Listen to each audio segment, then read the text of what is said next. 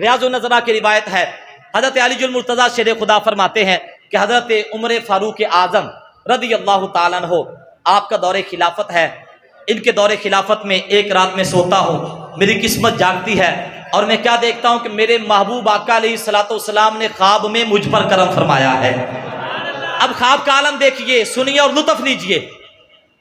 مولا کائنات فرماتے ہیں کہ خواب میں حضور نے کرم فرمایا، اور خواب کا عالم کیا تھا؟ کہتے کریم آقا علیہ الصلوۃ والسلام فجر کی نماز کی امامت فرما رہے تھے۔ کون سی نماز کی جی؟ فجر کی نماز کی امامت فرما رہے تھے۔ اب بندہ جب فجر کی نماز میں قاری جیسا بھی ہو وہ قرات کرتا ہے تو پیچھے کھڑے ہونے والے بندے کو لطف آ ہی جاتا ہے، فجر کے لمحات ہی ایسے ہوتے ہیں۔ مگر کیا تھا؟ مولا کائنات فرماتے ہیں حضور علیہ الصلوۃ والسلام نے فجر کی نماز کی امامت فرمائی، اور پھر قرآن پڑھنے والا بھی وہ ہو جس کے سینے پر قرآن کا نزول ہوا ہو۔ ہائے ہائے سبحان اللہ۔ پھر قرآن کی تلاوت بھی وہ کرے جن کے سینے پر قرآن کا نزول ہوا ہو۔ پھر کرم بالائے کرم کیا تھا؟ مولا کائنات فرماتے ہیں کریم آقا علیہ الصلوۃ والسلام نے پہلی رکعت میں سورہ والضحیٰ کی تلاوت فرمائی اور دوسری رکعت میں سورہ الم نشرح کی تلاوت فرمائی۔ اب یہاں پر ایک بات بڑی ایمان افروز، ایک بندہ سونا ہو علامہ صاحب، اور ہو بھی راج کے سونا، ہو بھی سونا اور ہو بھی رج کے سونا، اور پھر وہ خود اپنے حسن کی بات بھی کرے تو پھر تو بات کا لطف ہی تو بالا ہو جاتا ہے۔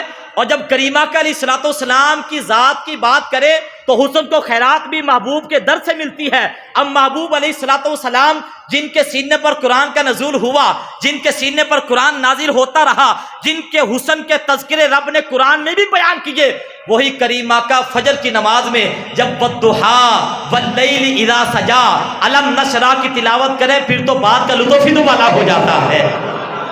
پھر تو حضور علیہ الصلوۃ والسلام جب خود حسن والا اپنے حسن کی بات خود کرے اور پھر حضور کے حسن کی بات کریں تو آدم چشتی آپ قلم اٹھاتے ہیں تو آپ تو حد ہی کر دیتے ہیں، کہتے ہیں کہ تو ہلے میرا یار نہیں ڈٹھا۔ سبحان اللہ، ذرا بلند آواز کے ساتھ، تو ہلے میرا یار نہیں ڈٹھا کہ جنوں ویکھ کے چن شرماوے تے ادھی راتی دن چڑھ جاوے، جو رخ تو نقاب ہٹاوے تے جے او کھولے پیچ زلف دے تے راہی راہ بھل جاوے تے نین نشیلے مست رسیلے وچ سوہنا کجل سہاوے تے اکھ اگڑے تے انج پیا جاپے جویں میں خانہ کھل جاوے تے توبہ توبہ حسن سجندہ او چال نہ چلی جاوے تے بجلی ڈر دی لشک نہ مارے متا بے ادبی ہو جاوے تے جے او رکھے پیر دھرتی تے دھرتی لف لف جاوے تے علم اللہ نے اینا دیتا کہ عقلاں وچ نہ آوے تے عقل اللہ نے اینی دیتی کہ علماں وچ نہ آوے تے آزم ایڈا سونا ماہی سانو کدرے نظر نہ آوے۔ آزم ایڈا سونا ماہی سانو کدرے نظر نہ آوے۔ وہ کریم آقا علیہ الصلوۃ والسلام نے مولا کائنات فرماتے فجر کی نماز پڑھائی، والضحیٰ الم نشرح کی تلاوت کی، کہتے نماز ختم ہونے کی فوراً بعد کریم آقا علیہ الصلوۃ والسلام ہماری طرف منہ کر کے تشریف فرما ہو گئے، کیونکہ حضور جانتے تھے کہ میرے صحابہ میرے دیدار سے ایک لمحہ بھی غافل نہیں رہ سکتے، ان کی نماز ہی حضور کے والضحیٰ کے مکھڑے کو دیکھنا ہے۔ اور یہ کوئی ایسی ویسی بات نہیں ہے، آج تو لوگ کہتے ہیں کہ نماز میں نعوذ باللہ حضور کا خیال آ جائے تو نماز ٹوٹ جاتی ہے، طرح طرح کی باتیں کرتے ہیں۔ صحابہ کی نماز کیا تھی؟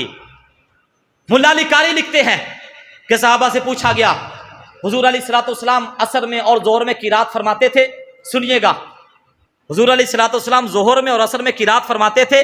تو صحابہ کہتے ہیں ہاں حضور قرات کرتے تھے۔ اب سائل کہتا ہے تم کیسے جانتے ہو کہ حضور قرات فرماتے تھے؟ ظہر اور عصر میں قرات بلند آواز سے نہیں آہستہ کی جاتی ہے، تم کیسے جانتے ہو کہ حضور ظہر اور عصر میں قرات فرماتے ہیں؟ اب صحابہ کا جواب سنیے، وہ جواب کیا دیتے ہیں؟ نحن نعلم باضطراب اللحیۃ، وہ جواب دیتے ہیں کہ ہم کھڑے تو نماز میں ہوتے تھے مگر ہماری نظریں حضور کے والضحیٰ کے مکھڑے پر ہوتی تھی۔ وہ نماز میں بھی حضور کے والضحیٰ کے مکھڑے کو دیکھتے تھے، کہتے ہیں کہ ہم حضور کی داڑھی کے ہلنے سے جان جاتے تھے کہ حضور قرات فرما رہے ہیں۔ مولا کائنات فرماتے ہیں خواب کا عالم ہے، حضور علیہ الصلوۃ والسلام نے کرم فرمایا ہے، فجر کی نماز پڑھائی ہے، والضحیٰ الم نشرح کی تلاوت کی ہے، ہماری طرف منہ کر کے تشریف فرما ہو گئے ہیں۔ اب حضور تشریف فرما تھے تو حضور کی بارگاہ میں کھجوروں سے بھرا ہوا ایک ٹوکرا پیش کیا گیا۔ ہم بات کس پر کر رہے ہیں کہ میرے حبیب جب خواب میں کرم فرماتے تو وہ حقیقت میں قصد و ارادے سے کرم فرماتے ہیں، کچھ عطا فرماتے تو وہ حقیقت میں عطا فرماتے ہیں۔ مولا کائنات فرماتے ہیں حضور ہماری طرف منہ کر کے تشریف فرما ہوئے، کھجوروں کا ٹوکرا آیا، کہتے محبوب علیہ الصلوۃ والسلام نے اس میں سے کھجوریں لی اور سبھی کو تقسیم کرنا شروع کر دی۔ کہتے سیدھی جانب سے شروع کیا، سبھی کو ایک ایک کھجور عطا کی۔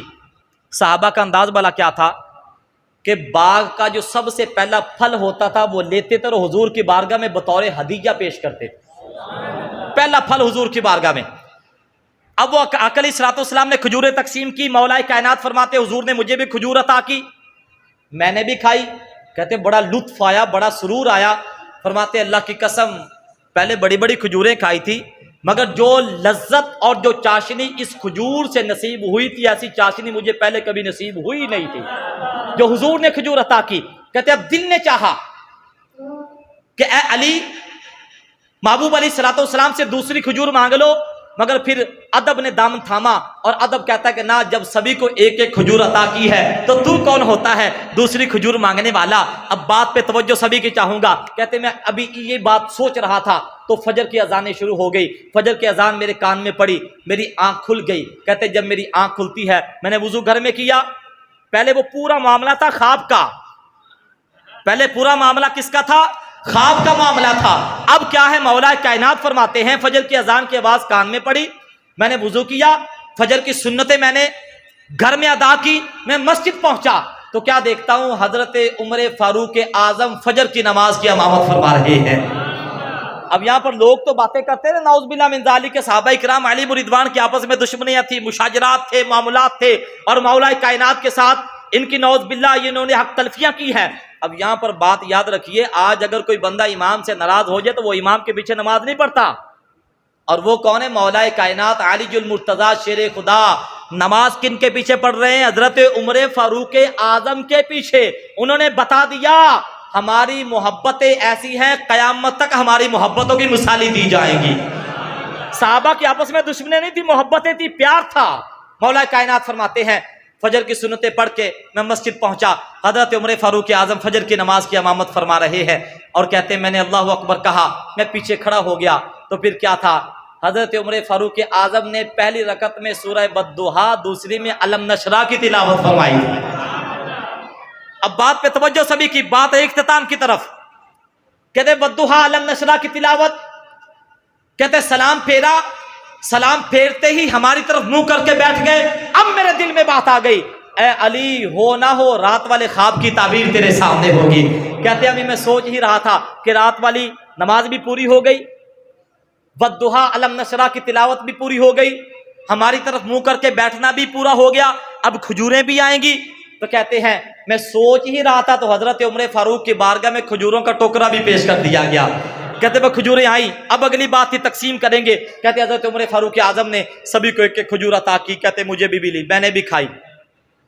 اب دل میں بات آئی، علی رات تو محبوب کی بارگاہ تھی، دوسری کھجور نہیں مانگ سکا، رات محبوب کی بارگاہ تھی، دوسری کھجور نہیں مانگ سکا۔ عمر تو تیرے بھائی ہیں، عمر سے تیرا پیار ہے، عمر سے تیرا یارانہ ہے، دوسری کھجور مانگنے میں حرج کیا ہے؟ اب میں توجہ سبھی کی چاہوں گا۔ مولا کائنات علی المرتضیٰ شیر خدا فرماتے ہیں عمر بھائی دوسری کھجور نہیں دے دیتے؟ یا امیر المومنین ایک کھجور دے دی ہے، دوسری کھجور نہیں عطا فرما دیتے؟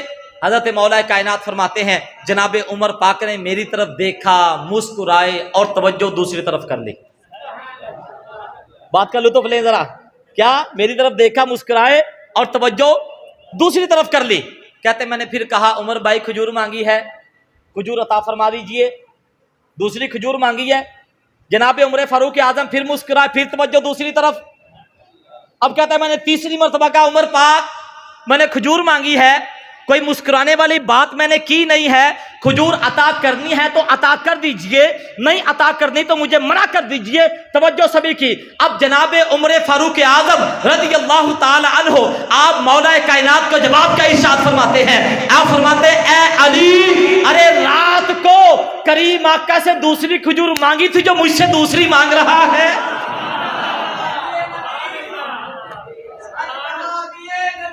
جنتی جنتی، رات حضور سے دوسری کھجور مانگی تھی جو مجھ سے دوسری کھجور مانگ رہا تھا، تو کیا جانتا ہے کہ رات صرف تجھ پر کرم ہوا تھا؟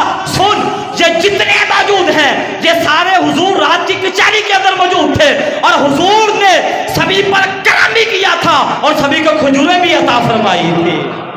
تو میرے محبوب علیہ الصلوۃ والسلام جب کسی کے خواب کے اندر جاتے ہیں تو قصد و ارادے سے جاتے ہیں اور کچھ عطا فرماتے ہیں تو وہ حقیقت میں عطا فرماتے ہیں۔ تو پھر ہمارا عقیدہ ہے نا کہ تو زندہ ہے واللہ، تو زندہ ہے واللہ، تو زندہ ہے واللہ، تو زندہ ہے واللہ، میرے چشم عالم سے چھپ جانے والے۔ اور آقا تیری جب کہ دید ہوگی، جبھی میری عید ہوگی، میرے خواب میں تم آنا مدنی مدینے والے۔ تو کریم آقا علیہ الصلوۃ والسلام کے ساتھ یہی ارادت والا، عقیدت والا، محبت والا رشتہ قائم رکھیں گے تو انشاءاللہ یہ ارادت، یہ عقیدت، یہ محبت انشاءاللہ دنیا میں بھی ہماری کامیابی کی ضامن ہے، قبر کے اندر بھی کامیابی کی ضامن ہے، اور انشاءاللہ حشر کے اندر بھی ہماری کامیابی کی ضامن رہے گی۔ تو محبوب صلی اللہ علیہ وآلہ وسلم سے عشق اور محبت کرنے والے آقا علیہ الصلوۃ والسلام کے دیدار کے بھی متمنی ہوتے ہیں، دیدار کو بھی چاہتے ہیں کہ ان آنکھوں کا ورنہ کوئی مصرف ہی نہیں ہے، سرکار تمہارا رخ زیبا نظر آئے۔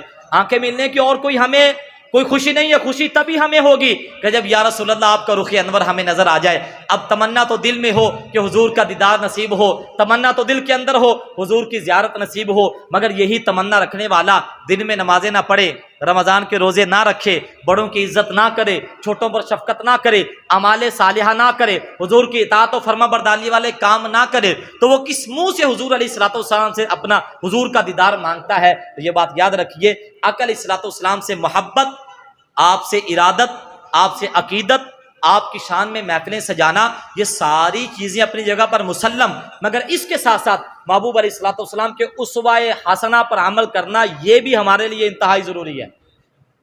جب تک حضور علیہ الصلوۃ والسلام کی سیرت اور آپ کے اسوہ حسنہ پر عمل نہیں کریں گے تو ہمیں ایمان کی اس اعتبار سے چاشنی نصیب ہو ہی نہیں سکتی کہ جب تک محبوب علیہ الصلوۃ والسلام نے تو فرما دیا اللہ نے نماز میں میری آنکھوں کی ٹھنڈک رکھی ہے، اور ہم حضور سے محبت کا دعویٰ بھی کریں اور ہم 5 وقت کی نماز بھی ادا نہ کریں تو مومن کی نشانی یہ ہے، حضور کے عاشق کی نشانی یہ ہے، وہ شب و روز محبوب علیہ الصلوۃ والسلام کی محبت اور آپ کی سیرت اور آپ کے اسوہ حسنہ کے مطابق گزارتا ہے۔ تو آپ سب کو اور ہم سب کو چاہیے کہ ہم حضور علیہ الصلوۃ والسلام کی محبت کی محفلیں بھی سجائیں اور آپ کی سیرت پر اور آپ کے اسوہ حسنہ کے مطابق اپنی زندگیاں بھی گزاریں۔